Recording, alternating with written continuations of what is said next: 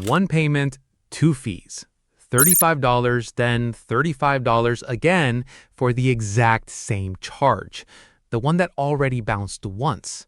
Hey, I'm Marcus. That second fee is the one that gets people because it didn't happen because you spent money twice. It happened because your payment failed, your bank sent it back, and then the company on the other end quietly ran the same one through again, and your bank charged you a second time to bounce the same thing. You didn't get a heads up. You couldn't have stopped it. And in a single year, 2024, people paid $12.1 billion in these bounced payment and overdraft fees. A real chunk of that, one charge, hit more than once. Now, the title up there says one email can get every dollar back. And a lot of the time, it honestly can. This money comes back more often than people expect. But there's a catch nobody mentions. There are two completely different kinds of double charge here, and only one of them gives you a hard legal right to that refund. Most people write their bank the wrong argument, and the wrong argument gets a polite little no. If somebody explaining this straight before it costs you is useful to you, subscribing's just how you catch the next one.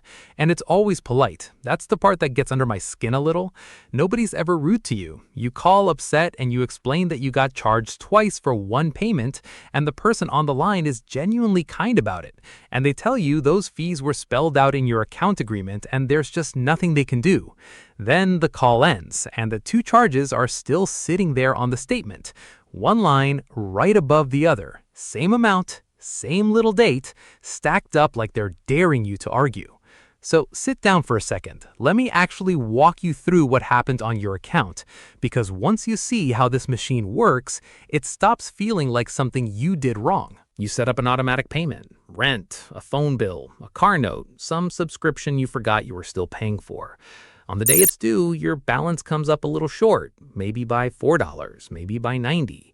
The company asks your bank for the money. Your bank looks, sees you don't have enough, and sends the request back without paying it. And that no is where the first charge is born.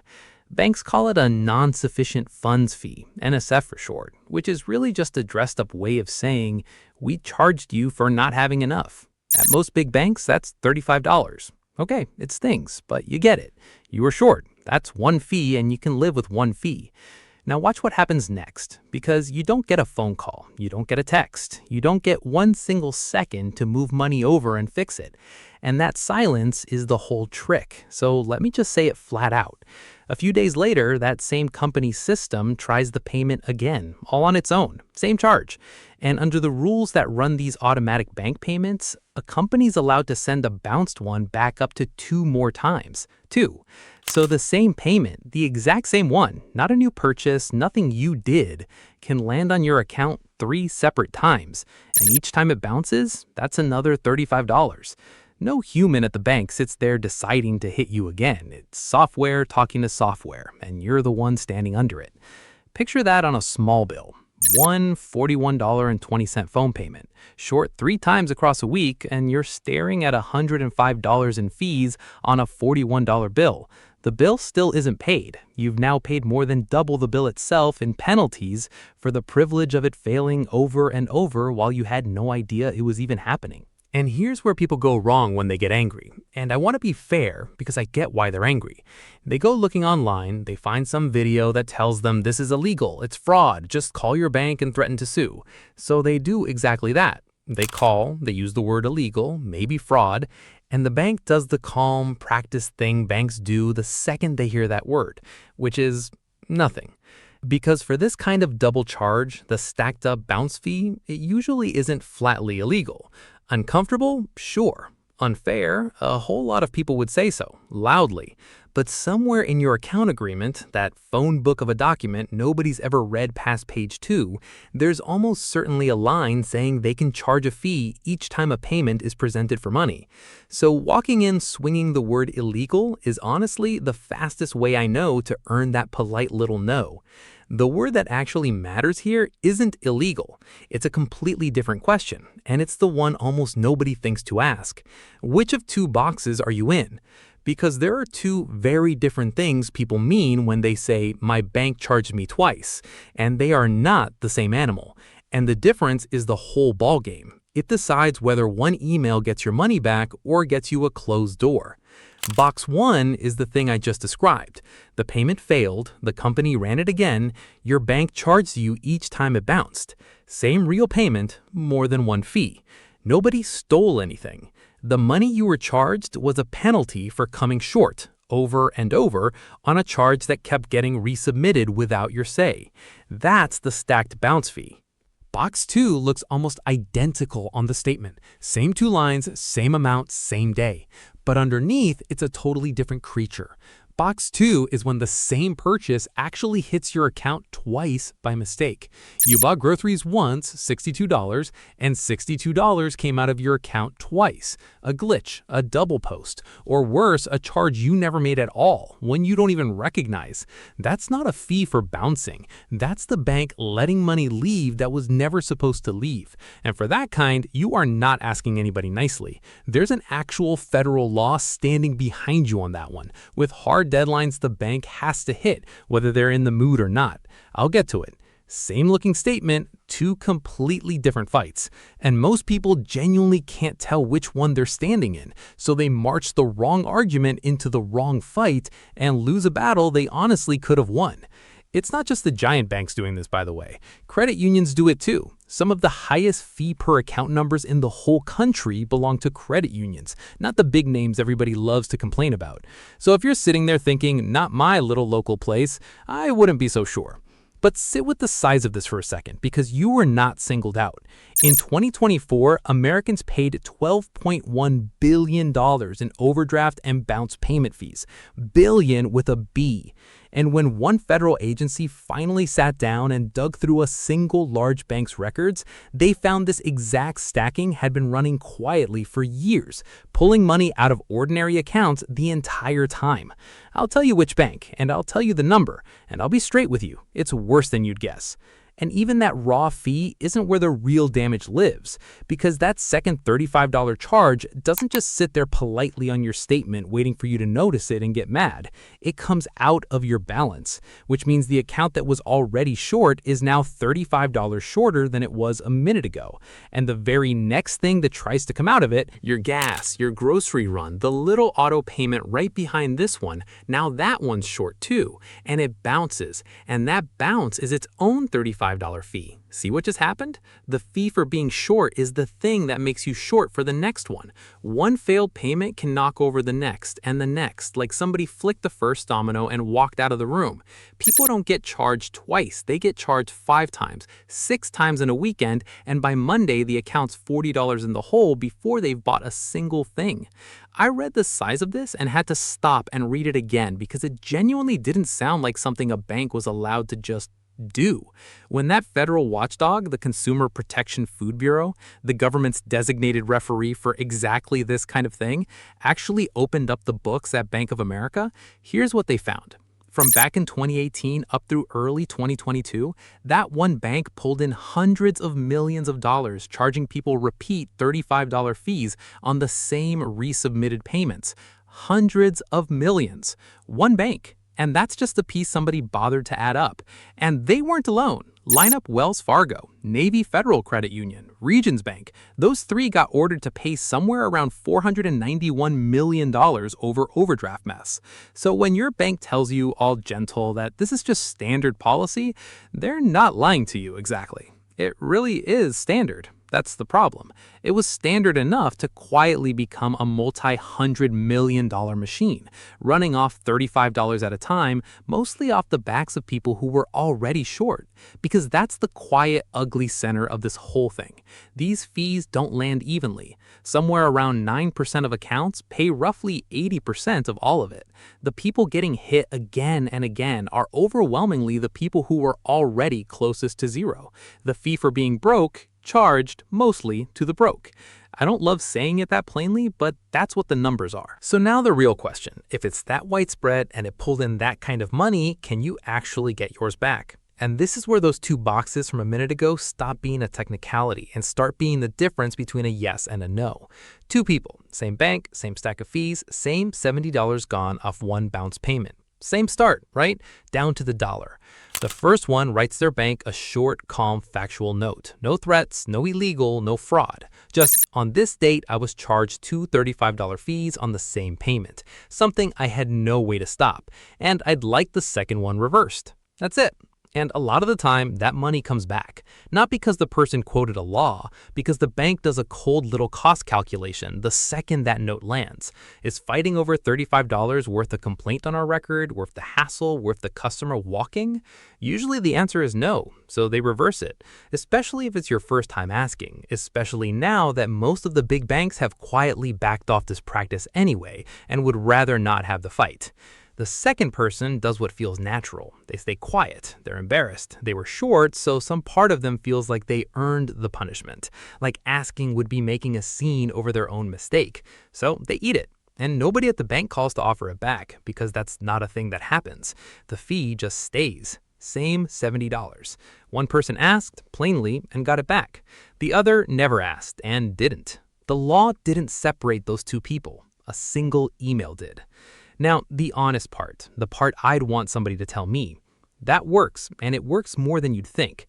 But I can't sit here and promise you every dollar every time, because for box one, the stacked bounce fee, you don't actually have a law forcing the bank's hand. What you've got is leverage. Strong leverage, but leverage. It leans on the bank not wanting the headache, on your account agreement being fuzzier than they like, on a complaint being more expensive to them than a refund.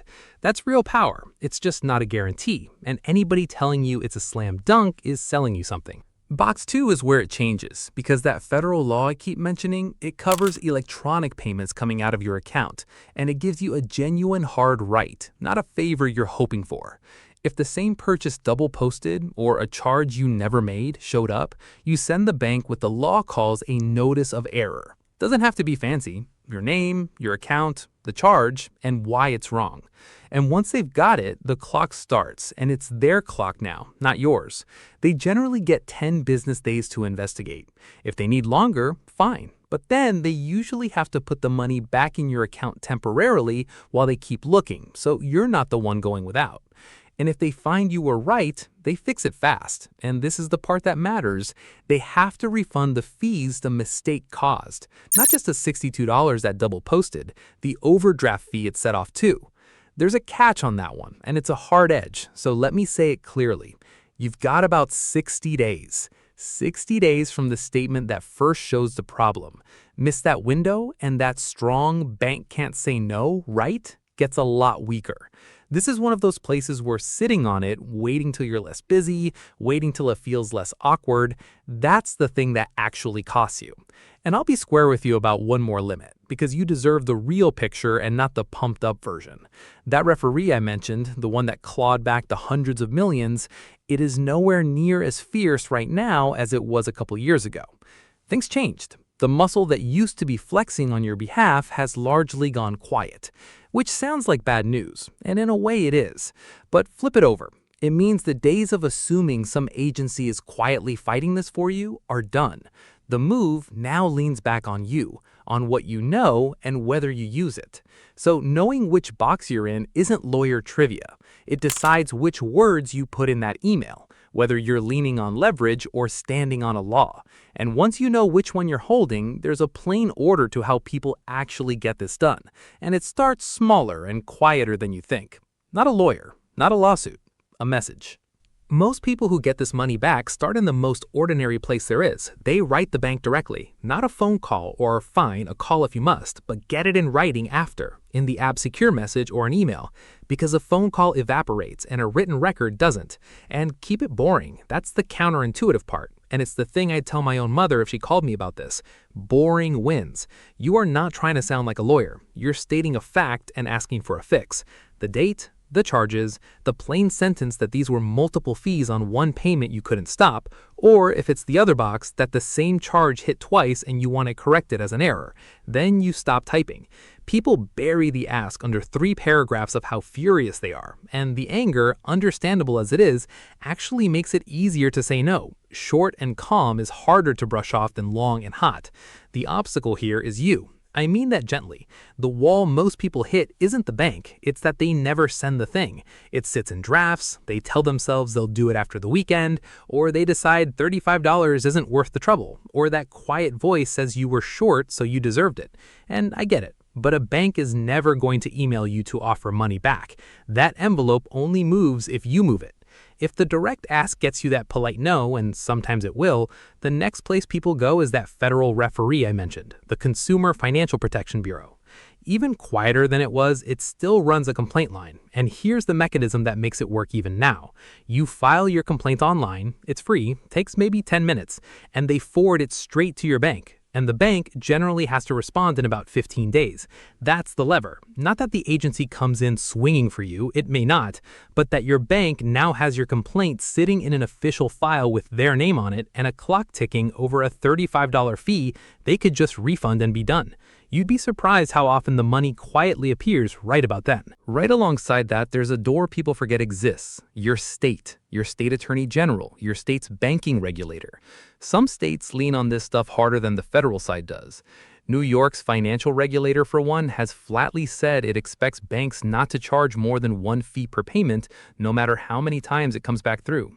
So depending on where you live, there may be more muscle at the state level than the national one.